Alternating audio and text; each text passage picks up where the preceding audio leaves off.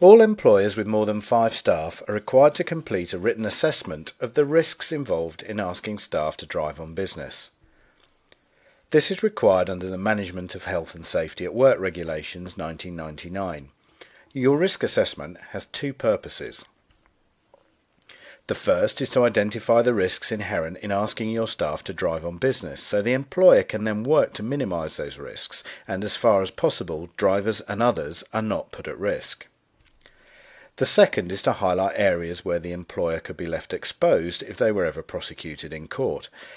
These gaps in policy would be referred to by the lawyers as aggravating factors and would make any sentence much worse in the event of a successful prosecution. So what needs to be looked at for an employer risk assessment? There are 5 key areas that Fleet21 looks at when we conduct an employer risk assessment. The first is how you manage occupational road risk. This area looks at how well road risk is managed in your organisation. Do you have the key procedures in place, and does management take the issue seriously? Simply knowing how many vehicles and drivers you have can be harder than you think. This might be straightforward when it comes to counting company cars, but can present significant problems when it comes to keeping track of grey fleet drivers, occasional pool car users, hire car drivers, and additional nominated drivers for fleet vehicles.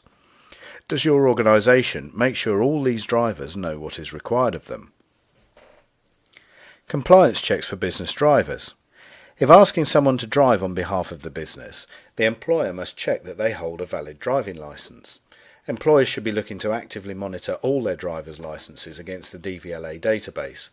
Best practice would also involve checking licences in this way for additional drivers of company cars as well, such as spouses and children. If, for instance, a manager's spouse had a collision while driving, the employer could still be held responsible as it was a company vehicle. Compliance checks for business vehicles. The employer is responsible for the maintenance and safe operation of all vehicles used on company business. Commercial vehicles might be serviced regularly in-house by a team of service engineers, while company cars will often be dealt with through dealer servicing arrangements or leasing company maintenance agreements. But what about those drivers using their own cars? The employer's liabilities are exactly the same, even if they've taken a cash option instead of a company car. When asking a driver to use their own car, the company is responsible for ensuring that the car is legal, well maintained and safe to be used for the journey in question. The employer therefore needs to check the privately owned car is correctly insured for business use, has a valid MOT, is taxed and is suitably well maintained and fit for purpose.